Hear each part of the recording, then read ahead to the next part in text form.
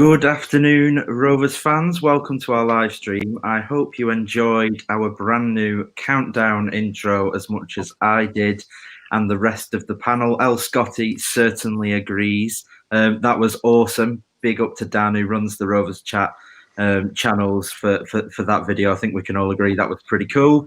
Welcome along. This is our pre-match stream for the QPR home game. Just a quick reminder before we begin that we are proudly sponsored by 6yardsout.com.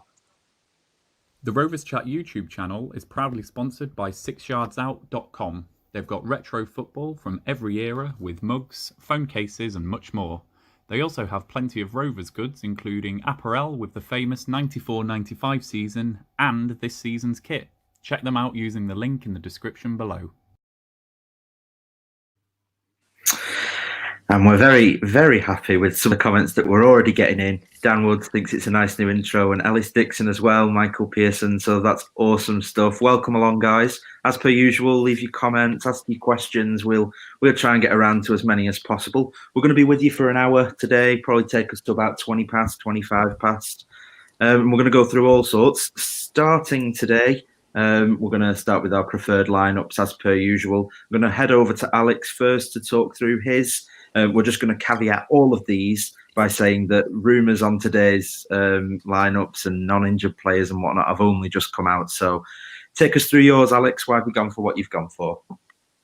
So I think, as George just said, I think my lineup will be defunct at 2 p.m, but we'll go through it. I think looking at that defence from what I was picking from, like I said on Tuesday, I think it picks itself really. We're so limited on options with Williams now out with injury, and at left back, still not knowing whether Douglas or Bell are unavailable. We actually don't know whether they're injured or self-isolating. So that is just a difficult one, which we can't really foresee. So I've gone with JRC, who's actually done quite well there. Nyambi's our only other right back, so I've gone with him. Evans out with because I'm unsure whether Johnson was fit. Even though I did see an Instagram post alluded to the fact he was driving into training, I didn't trust that, so I went with Evans, Holtby and Rothwell for the balance of the midfield, and then the same front three, or our best front three in my opinion, because I had an inkling that Armstrong might be back fit. But if you want me to go into any greater detail on any particular player, then I'd be happy to. Yeah, and just for the sake of transparency, Rovers fans, so you don't have to leave us and seek the rumours elsewhere. Thomas Kaminski is in the building, Adam Armstrong's in the building, and Bradley Johnson apparently is in the building as well. So some good news on the team news front. So yeah, Alex, let's talk Joe Rothwell a little bit. He came on in the last game as a substitute, and we all kind of agreed really that there just wasn't an impact there. Do you think that he can provide something today, and what do you think he needs to do to provide a bit more? I think I've got to apologise in some way. I feel like I was maybe a bit hard on him on Tuesday. I think it was probably just the frustration after the match, because I think we were all...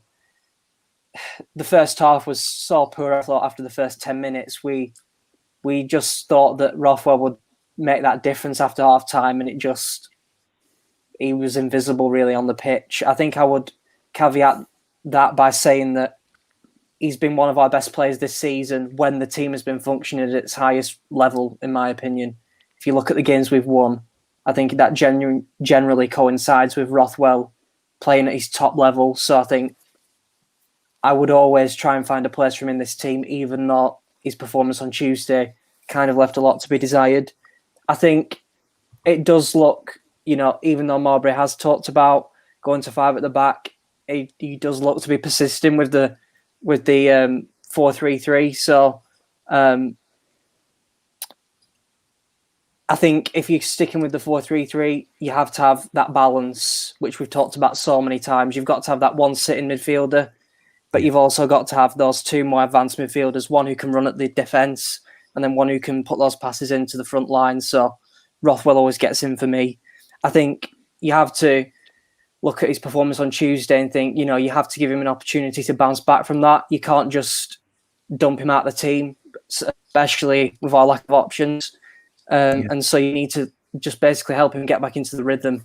Because if we get him back into the rhythm that we know he can get into, then I think it gives us a really good chance of creating those chances that will help us win games. But I have to say that I was really disappointed with him on Tuesday, but you have to give him a chance again, in my opinion.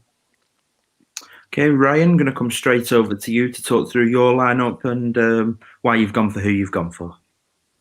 Yeah, so operating from the principle that Adam Armstrong wouldn't play, hamstring injuries always just make me a bit anxious with quick players. So I was just thinking cotton wool around him. Let's wait until we're back after the international break. So I've gone for Tyrese Dolan over Sam Gallagher, basically. I think that Dolan the other night, it just wasn't his night. He came up against a very tough Middlesbrough side and couldn't break them down. But I think it's going to be a completely different game, this one. The QPR fan, Charlie, last night on the other side was saying that they're a bit looser at the back than what Middlesbrough will be. So I think this is a game for the direct running of Dolan, of Elliott, of Brereton. That looks quite a fluid front three there. And those three could alternate in those positions up there. So just thinking for some quick, tricky players, direct running, and Gallagher is a good option off the bench if we do need to start going a bit more physical and a bit more direct. Good stuff. I'm going to quickly cut over to you, Jacob, to go through yours and why you've gone for who you've gone for. Yeah, I've gone for exactly the same as Ryan there. I've put Corey Evans in. Everyone knows on this channel, I think I'm not his biggest fan. But I think in the Tom Tribal role, I think that is obviously where he plays best, and that is where I put him. I do think he did a job on Tuesday night. He came in particular, he made one good block to cut a cross chance out that would have been going to the feet of a Middlesbrough player for a tap-in. So I did think he did all right on Tuesday, to be fair to him. So he gets the nod today. If Bradley Johnson is fully fit, I would probably edge him over Corey Evans, but I would imagine he isn't. So maybe an option off the bench today. And I, like Ryan mentioned, I don't think it would be smart to maybe rush Armstrong back for this game. Obviously, 2 weeks off, then he comes back. I think that would be the smart thing to do. I've dropped Sam Gallagher. I think we're not going to have the ball today from what Ryan was talking to with the QPR fan. So it's going to be more of a counter-attacking game, and to have a front three of Dolan, Elliott and Brereton who all just love to run at the man, I think that'll be really exciting. And I think playing Dolan on the right and Elliott on the left, get those balls whipped in, and we'll have to see how Brereton can do in the air. He's bulked up a lot and hopefully does a lot better than what we've seen in the past. Bro, and just quickly nod to mine. I can't actually remember. Yeah, so I kind of thought about potentially a formation change. I was slightly worried about this shape with the lack of midfield options that we'd prefer and the lack of Adam Armstrong. But with the rumours of Johnson and Armstrong back, potentially this might not be required. But that's what I'd gone for. Rothwell in a hole position. He doesn't get enough chances in that role, and it's probably his preferred position if you gave him an option. Obviously, Scott Wharton is one we'll nod to. He's probably a player that we're fairly confident and certain that will start come 2 o'clock. But yeah, I mean, Scott Wharton's an interesting one. I've never been a huge fan of him coming straight into our side. I just don't think League Two and the Championship are anything like close enough to each other.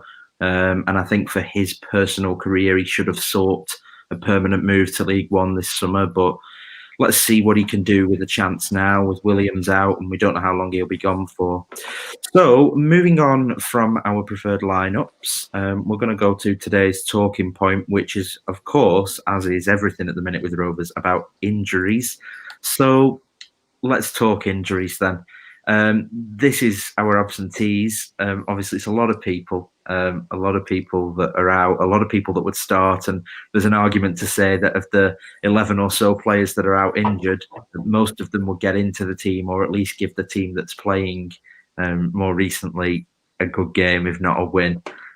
Obviously, there's a few there that we think might actually start today, but we're not 100% sure yet, such as Kaminsky, Johnson, Armstrong. But today's question mainly, and get involved in the chat as well, is is the current injury crisis anybody's fault? Do Rovers need to look at their regimes, their training programs? Is there any personnel or system that's in place that could be blamed for the current problem, or is it just pure bad luck? So, Ryan, I'm just going to start with you on those initial questions. Really, let me know your thoughts.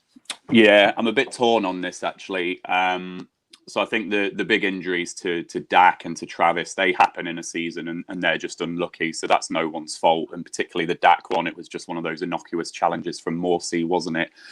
And then if we consider what's actually gone on over the last 12 months, we've got a season in full swing, then a stop due to the lockdown, then a restart in June, then a stop for the next preseason, then a restart for this season. That stop starting, I'm not surprised that these little niggles and knocks have been picked up.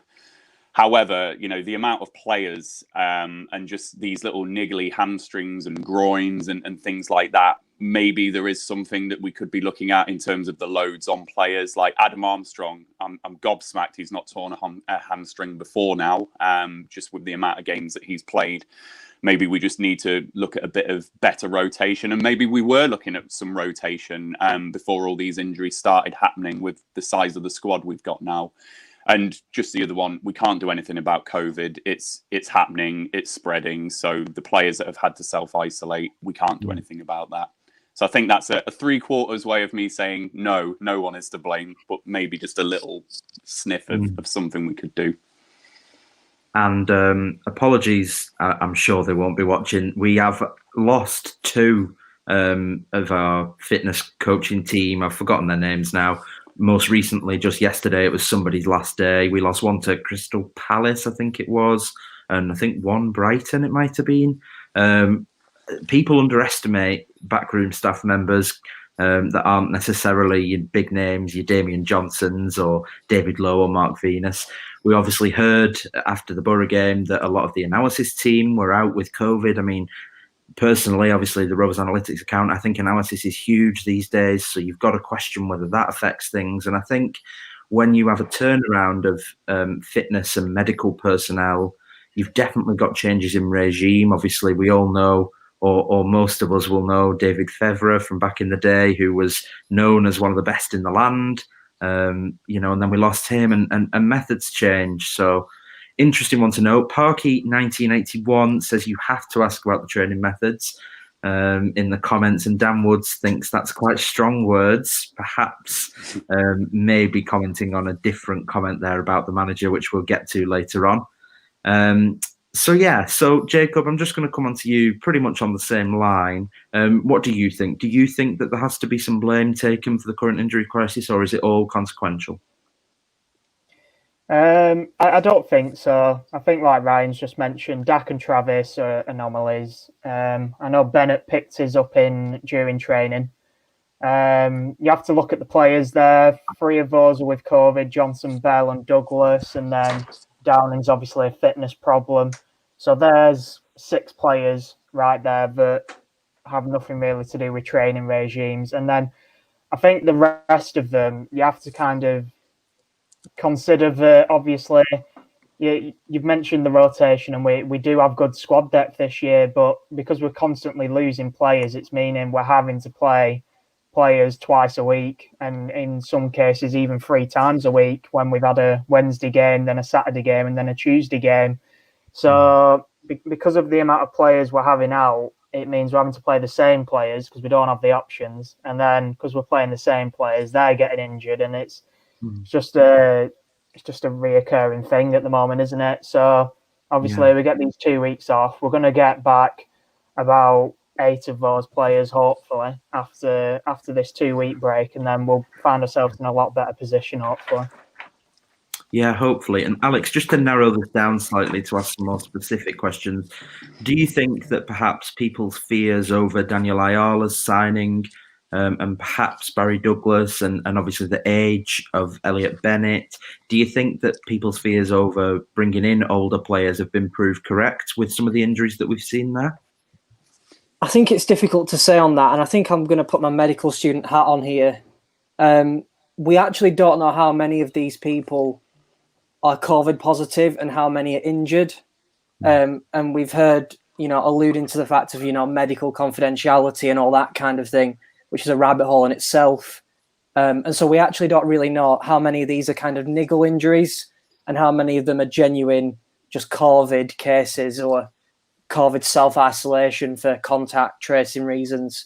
So with my medical student hat on, I have to say that you can't blame, in my opinion, the players for being older for getting injured, because I think with Douglas, we actually don't know whether he's injured or whether it's a COVID situation.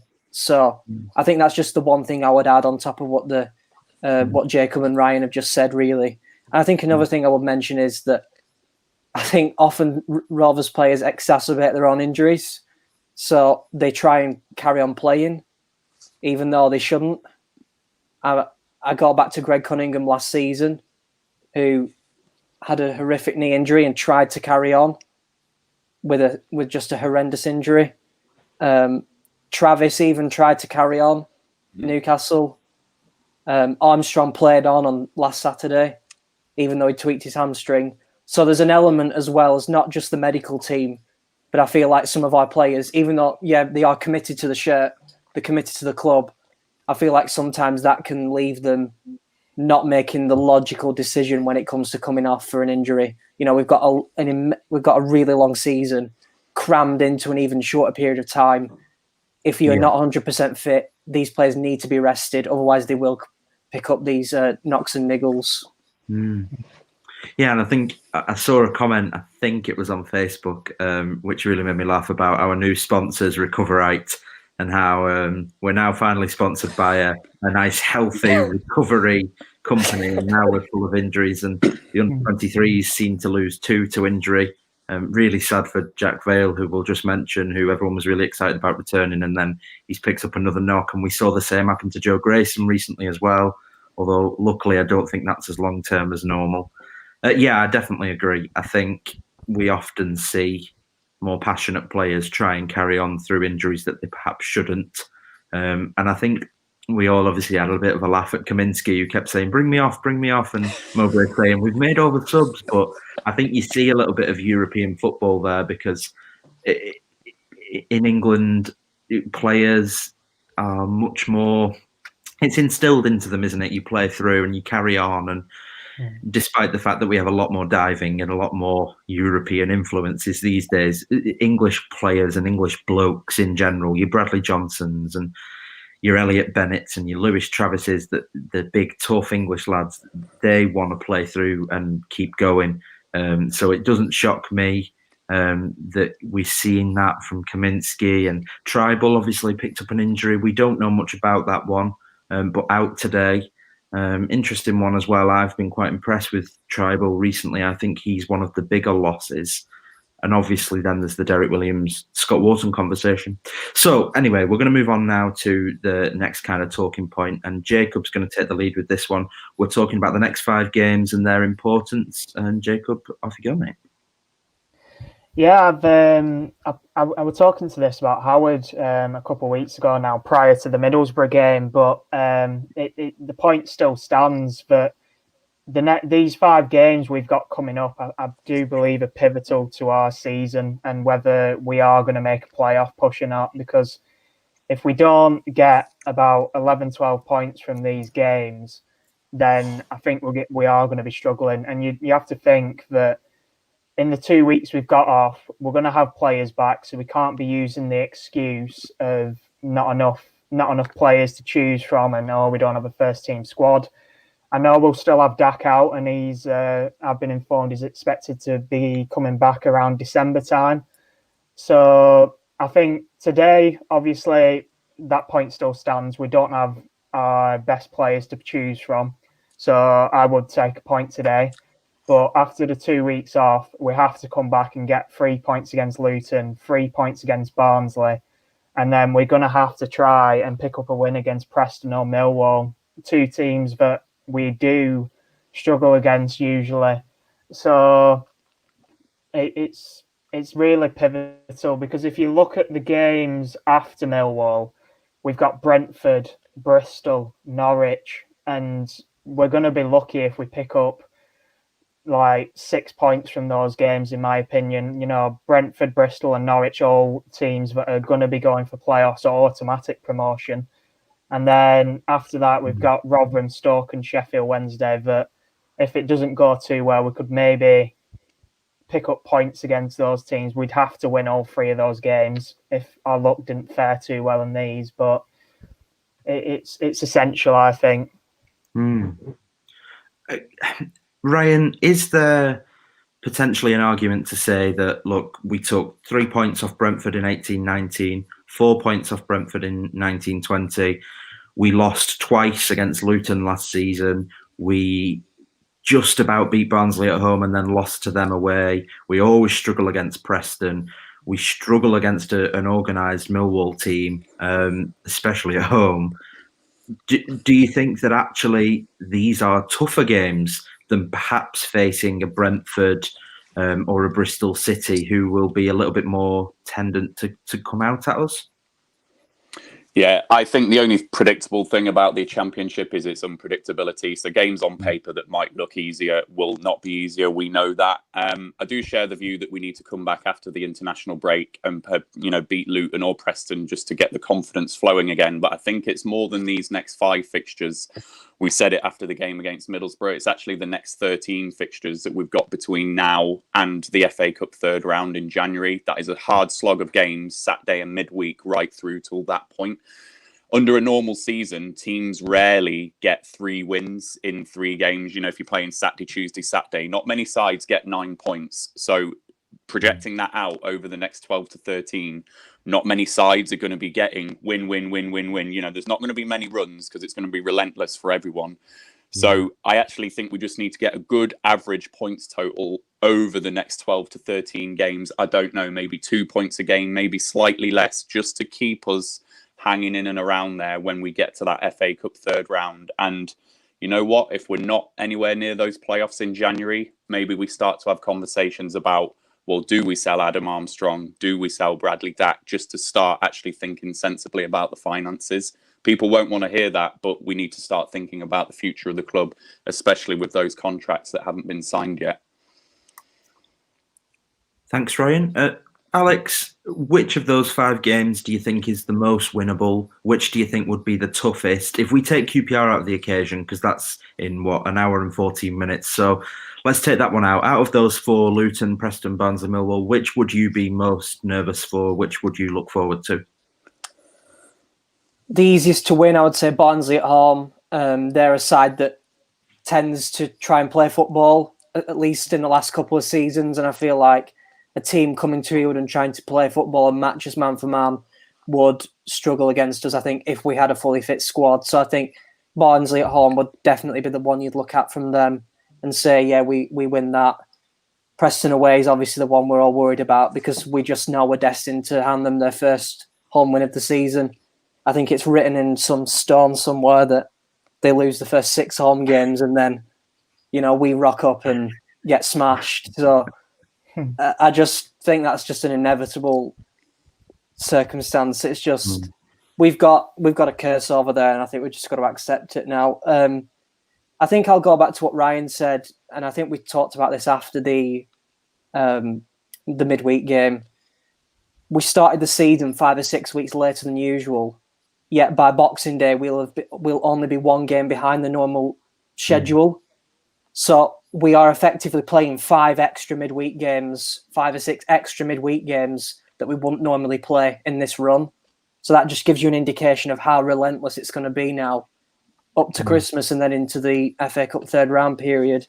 So yeah, Ryan's exactly right when he says that this kind of batch of games is just going to be the pivotal one. I think, you know, you did mention, Joe, that they do look like they're not easy games, but I would caveat that by saying, well, no games in the Championship are easy. And I think it's become a necessity we pick up points in them because of the previous games we've wasted.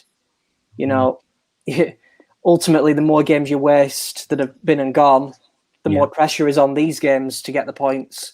So we can only really kind of blame ourselves for the necessity of picking up points in these matches due to our, our lack of points from the previous matches. So I had a little look, and me and Ryan were having a conversation in the week. Rovers are currently 3 points behind where they were at the same stage in terms of games played from last season. A failure to pick up points today would see us 4 points behind where we were at this stage last season. I don't think many people would argue that last season's squad was better than this season's squad. So what's going wrong? Do we think it's the tactics, or do we think it's just injuries, or is it the case of home and away doesn't matter anymore? Loads to choose from. Ryan, what do you think? What does that come down to? I think last season, it's the consistency, isn't it? So we had those silly runs, started the season fairly okay, then had that real bad spell up to November, then went on an insane winning run and got everyone excited. Then we went on a losing run, then we started winning again. So that's not the way that you get promoted out this division. The way you get promoted is that consistency of wins, pick up a draw, maybe lose the odd one. That's how you reach the top six and the top two. So we just have to be consistent over these next batch of games. We can't be beating Luton, Preston, Barnsley, Millwall, for example, and then losing the next four. It's got to be a good sustained period of points over the period right through to the end of the season. Whether our squad is another year older, another year wiser, we have got a fairly young squad. Maybe they've learned a bit from last season. Maybe the likes of Barry Douglas and Daniel Ayala have got that experience to help them. I just want to see that consistency. Else we might as well just bottom out in mid-table. It just frustrates us, doesn't it? When we look like we're going to bang on that glass ceiling and then just fall flat on our faces. Yeah. I just wanted to ask Jacob just a more specific question. Obviously, get today out of the way, international break. Of the players that we expect to return in time for Luton, Preston, who do you think would have the most impact who's set to return? I think the midfield is what we've been talking about mostly in the past few weeks since we've had this injury crisis. And that's surprising in itself, really, because our midfield is probably where we have the most depth in this squad. And I think that shows how badly the injuries have hit us this season. And I think having the likes of Bradley Johnson back, we've got Rothwell back now, just to shore up the midfield. We can rotate it a bit more, not have to play Corey Evans in a more advanced position where he's useless. I think that'll be the big difference going into these games. The front three need that support, and I think obviously shoring up the defence, because the defence does look really weak as well right now.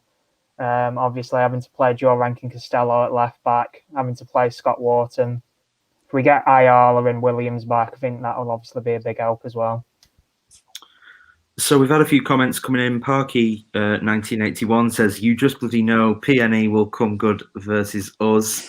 Yeah, I think Alex alluded to that. I do think that's a fear that we've all got, and Danwood agrees. The Standard Stare, agree with Jacob here. Crunch time, RE, our ambitions. The squad strength needs to count. Yeah, definitely, mate. And Leap Year Man, Millwall, the kind of team that will be difficult with their style, hard to break down, and I would definitely agree with that. And he also adds that Preston's home form is as bad as ours, and I think Preston and ourselves were both struggling in terms of home games. But as is alluded to, we've said several times, do home and away fixtures really matter at the minute?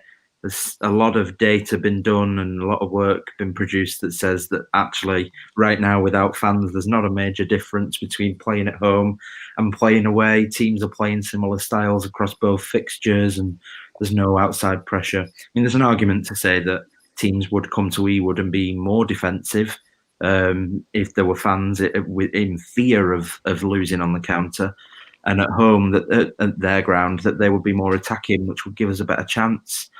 And Stan and Stair says, yeah, I agree, post-COVID, home and away, just in players' heads now.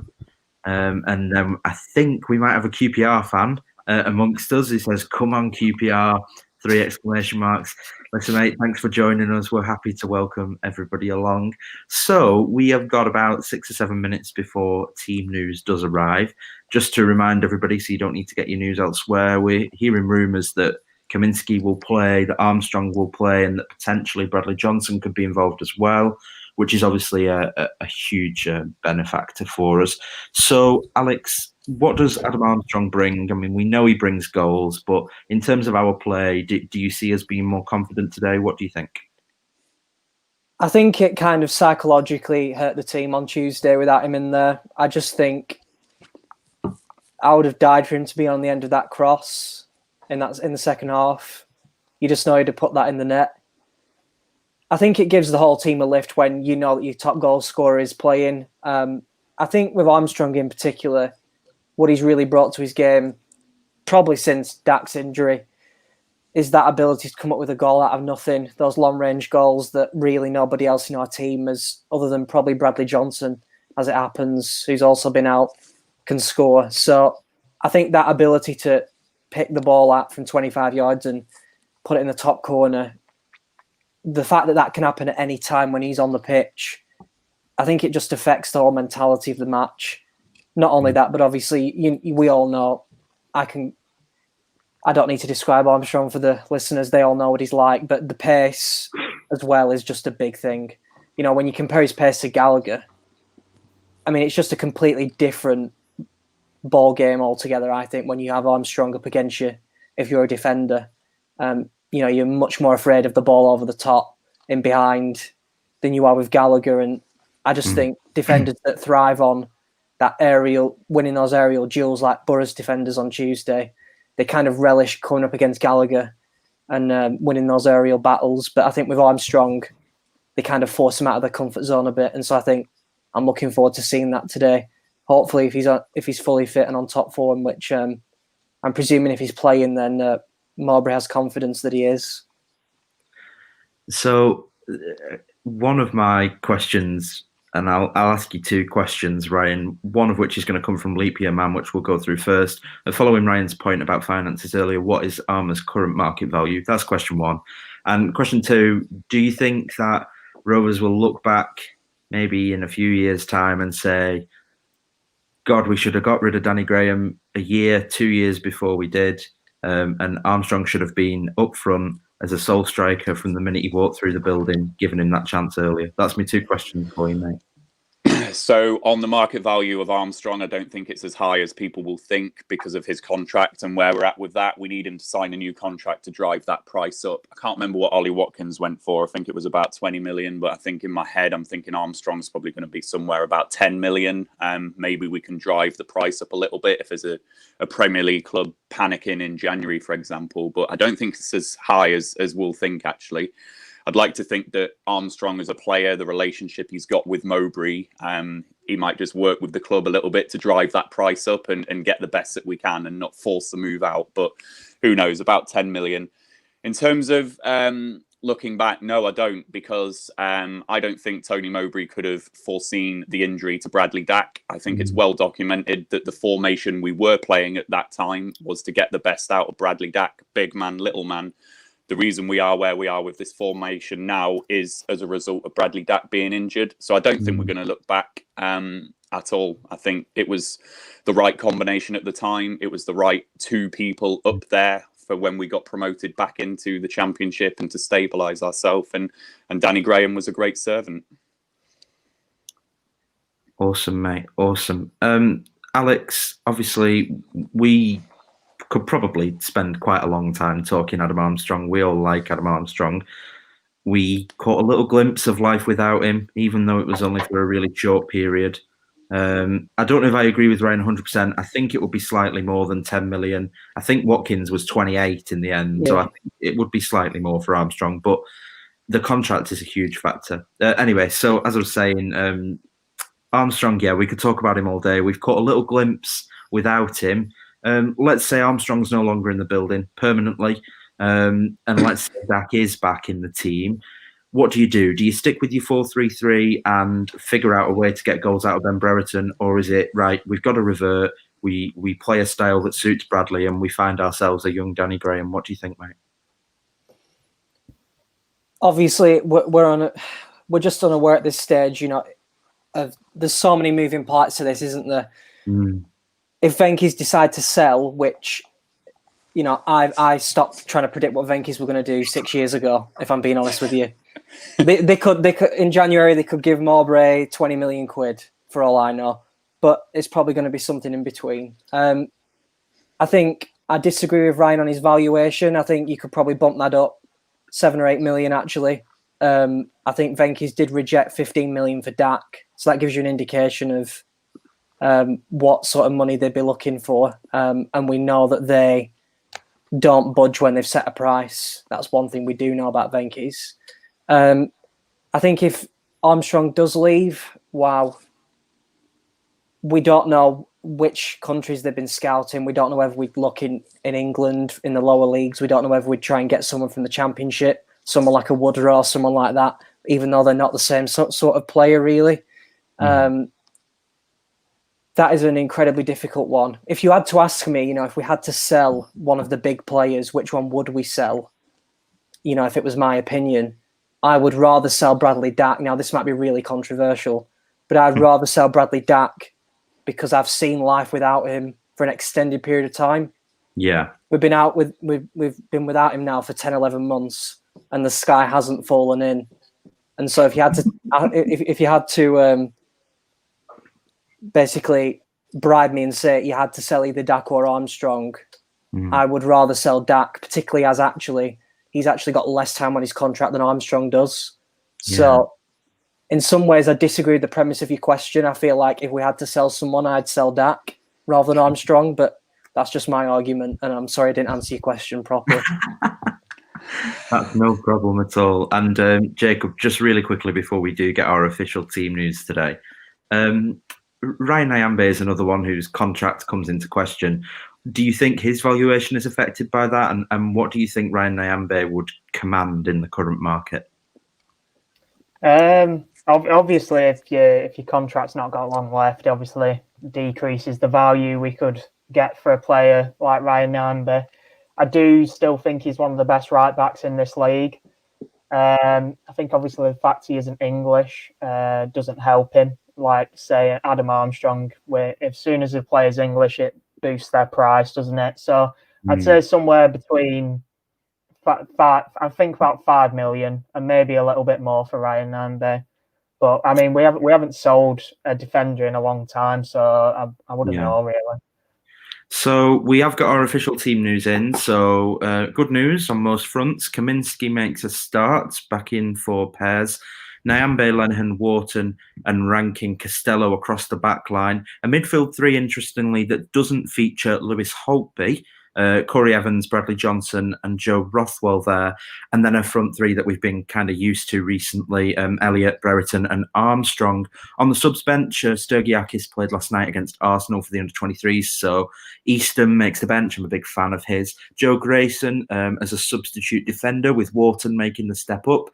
Jacob Davenport, who's featured there several times this year. Tom Tribal, who we thought was going to be injured more long-term, is on the bench. So that's pretty good news from where I'm standing. I think that puts us in good stead for when we get back after the international break. We've got John Buckley on the bench as well, and attackers in Tyrese Doan and Sam Gallagher on the bench. Nice to see a striker on the bench. We've had some games where, the only substitute options are like a Chapman or a Dolan, which is obviously quite one-dimensional. So that's our team. Are we happy with that team? I'm going to start with you, Ryan, who we lost momentarily, but we've now got back. I don't know where I went. Is there anybody there that you're particularly pleased about seeing besides Adam Armstrong? I think Kaminski coming back is a big one. I think you can see the impact on the defence overall. He's come in and really impressed. Just his goalkeeping style just seems to suit us. That really proactive goalkeeper coming off his line and scaring the hell out of all of us when he's standing about 40 yards off it, nonetheless. But no, he's a good one to have back there. And I'm just waiting for it to scroll again.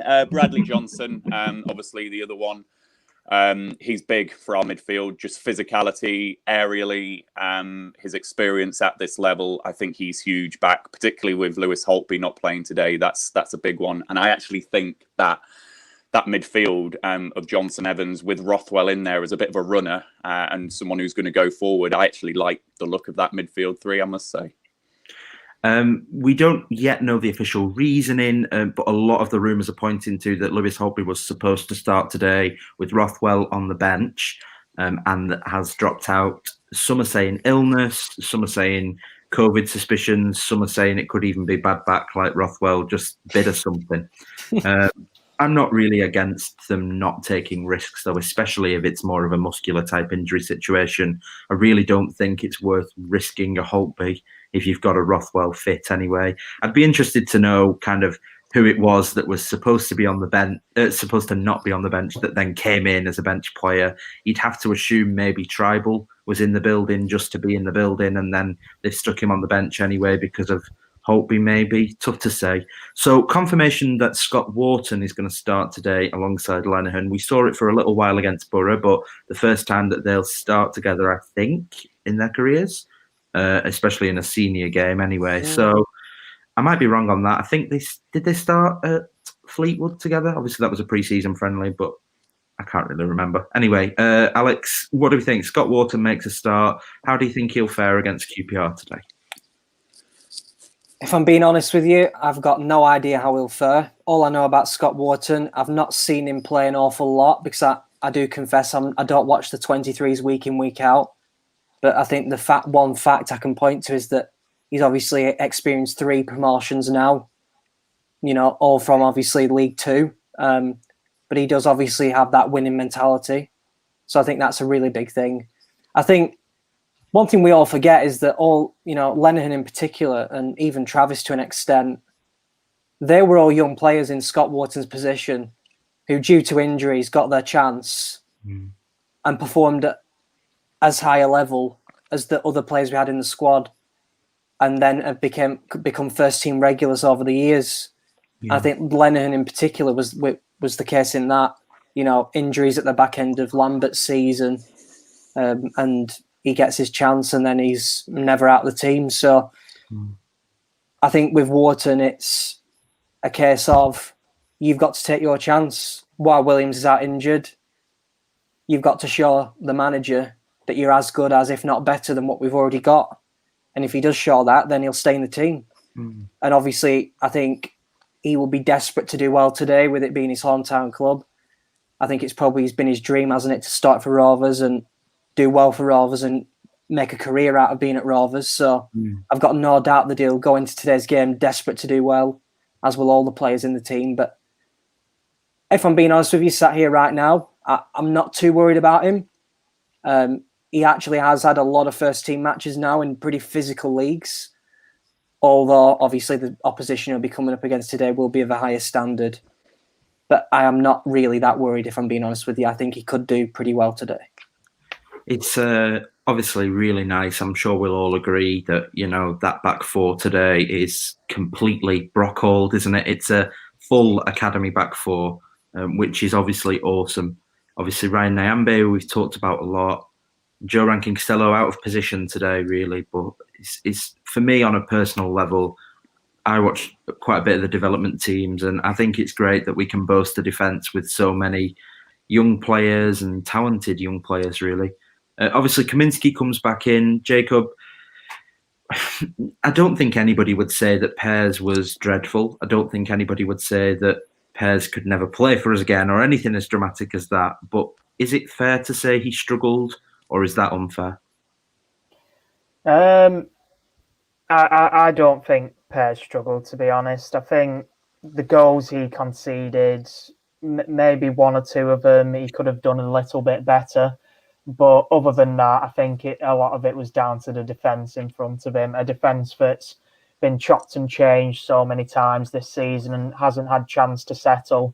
And I think Pears was my man of the match for Rovers last game. I think he proved his old manager wrong with some of the harsh comments he came out about Pears before he left. And yeah, I do think he did a good job, and definitely a better backup than a Luteweiler that we had last season. So I'll take Pears any day as our backup. I think Kaminsky coming in is definitely a boost, though. As Bin's mentioned, Pears isn't used to playing with the ball, and that's something we've obviously tried to adapt this season. and playing from the back, playing with our keeper on the high line, and I think that will help a lot.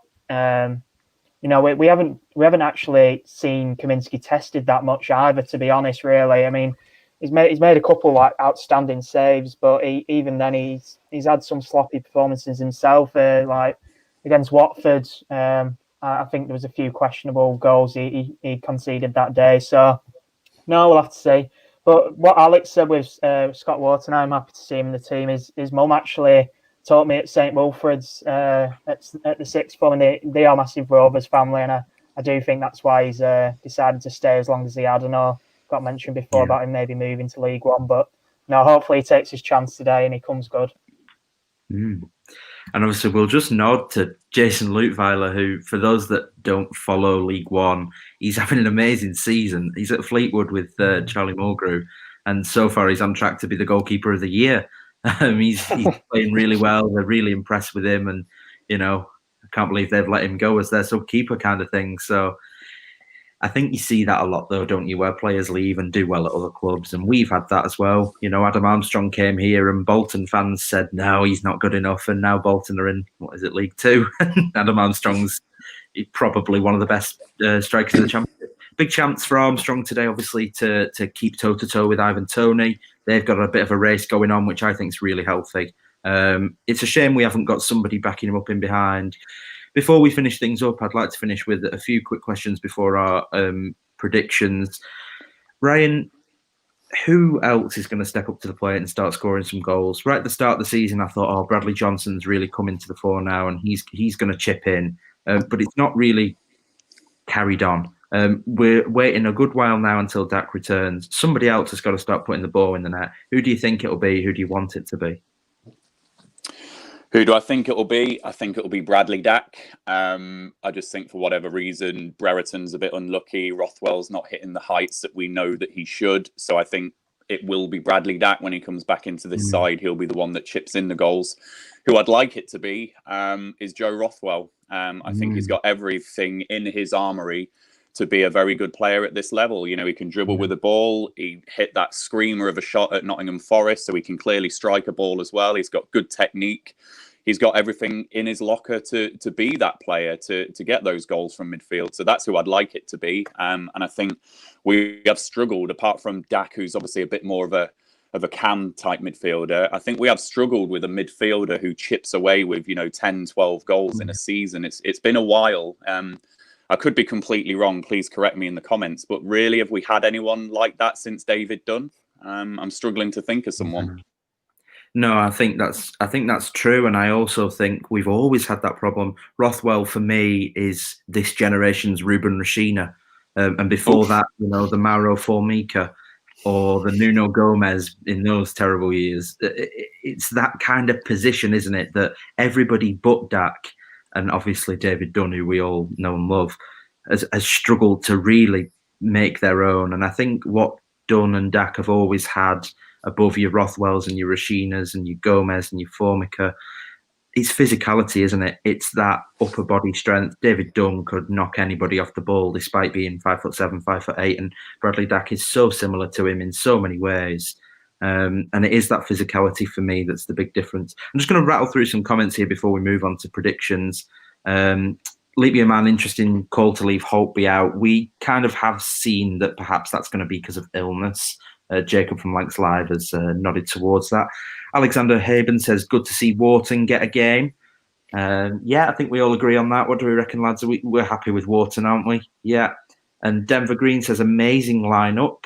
It's definitely better than the Middlesbrough game. I would definitely agree. Gaz says, Wharton has a point to prove. He belongs at Rovers. I'm expecting a good performance from him. Yeah, I think I am as well. I think, as Jacob mentioned, he's got a lot to prove and a lot to fight for, and hopefully a lot of passion today. And I think with Lenihan desperate to impress, given some poor form in recent weeks, I think we should see a pretty solid defence today, hopefully. Alexander says, harsh on Piers after the last game. I think, again, we're putting that down to illness/COVID. So I don't think that's the case of the manager being particularly harsh. And Master Uguay. I don't know if I'm saying that right. Rothwell needs to hit the gym. The guy's 6 foot something, should be stronger. Yeah, and we've just kind of alluded to that. That role in behind the striker, that attacking midfielder, I think strength is something that you definitely need. So as Stand and Stare has already started the ball rolling for us, please, as we move on to our predictions now, get yours in the comments. We will read all of them, if not most of them, out as we finish. So I'm going to start with you, Alex. We've seen the lineup. We've discussed pretty much everything we can. Prediction for today's game, mate. I'm changing my prediction. I initially said 2-2 before I knew of some of the players coming back, but I'm much more confident after seeing that team. So I think I'm going to go with a 3-1 win today. Awesome. Jacob, what are you going for today? Likewise to Alex. I predicted a 1-1 before seeing the likes of Bradley Johnson and. Oh, I think we just lost Jacob there. Probably an internet issue. Ryan, do you want to just quickly talk us through yours? Yeah, so before the game, I said 1-0 Rovers. I thought it'd be a tight game, but with those players coming back, I think it might be a bit better for us. So 2-1 Rovers. I'm going to revise my prediction too. Okie dokie. And I went 0-0 before the game. And again, caveat it, quite near the top of our predictions league.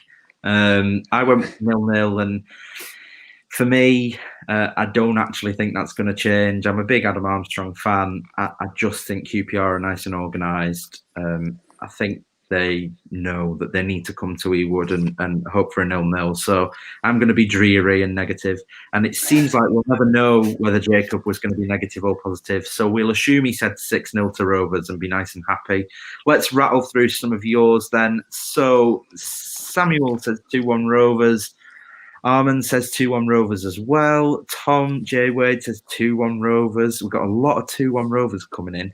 At Leap Year Man, scrappy 1-0 Rovers. I don't care if it's the worst game in history. I'll take it. Yeah, I think it's got Taylor 3-1 Rovers, a little bit more confident. Let's go negative though. Sam Rogerson, Rovers 1 at QPR 3.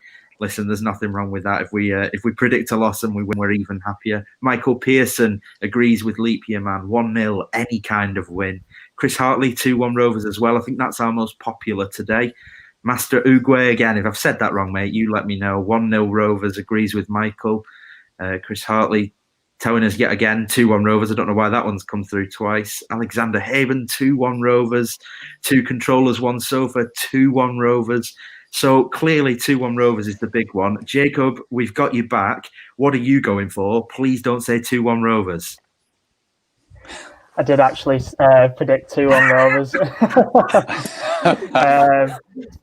No, before I saw the likes of Armstrong and Bradley Johnson back in the team, I was thinking a 1-1. But no, with our 2 top goal scorers back in the team, I'm going to say 2-1.